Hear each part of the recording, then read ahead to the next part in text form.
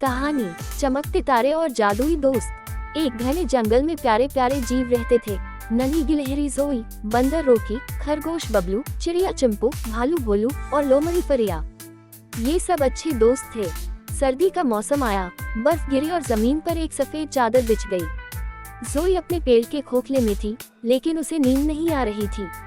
खिड़की से झांकते हुए उसने झिलमिलाते तारों को देखा और खेलने का मन किया। वह धीरे से बाहर निकली और बर्फ पर उछलने कूदने लगी। बर्फ के नीचे से कुर्र कुर्र की आवाज आ रही थी। खेलते खेलते जोई ने देखा कि आसमान में चमकदार तारे धीमे धीमे मंद पड़ रहे हैं। उनकी रोशनी बुझने जैसी लग रही थी। जोई चौंक गई और जोर से बोली, तारों, तुम्हें क्या हुआ?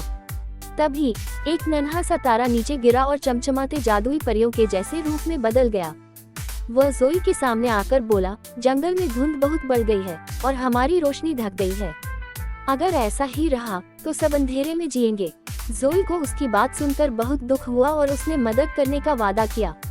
उसे याद आया कि जंगल के पुराने हिस्से में चतुर उल्लू चाचा, हकीम चाचा रहते हैं। वे जरूर कोई उपाय बताएंगे। जोई ठंडी हवा से लड़ते हुए हकीम चाचा के पास पहुंची और तारे के जादुई दोस्त की परेशानी सुनाई। हकीम चाचा ने कहा, जंगल में फैक्ट्रियों से निकलने वाला धुआं बढ़ गया है, जिससे धुंध हो रही है। इसे ठीक करने के लिए सभी को मिलकर काम करना होगा। जोई ने अपने दोस्तों को बुलाया, रोकी, बबलू, चंपू, भोलू और फरिया। सबने साथ मिलकर पर्यावरण बचाने का फैसला किया। चंपू ने कहा, हम पेड़ों की पत्तियों और बेलों से जाल बनाएंगे जो हवा से धूल और धुंध को हटाएंगे। रोकी बोला, मैं फैक्ट्री की चिमनियों पर जाऊंगा और कामगारों को पर्यावरण का ध्यान रखने के लिए कहूंगा। बबलू ने कहा, मैं जंगल में जाकर सभी को समझाऊंगा कि पर्यावरण की रक्षा कैसे करें। फरिया ने कहा, मैं बाकी जानवरों को बुलाऊंगी ताकि वे भी हमारी मदद करें। सबने मिलकर दिन रात काम किया।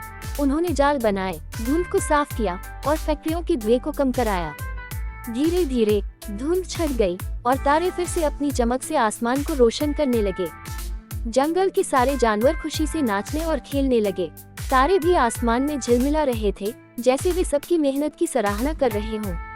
जोई ने चमकते तारों को देखकर चैन की सांस ली और खुश होकर आसमान की ओर देखा।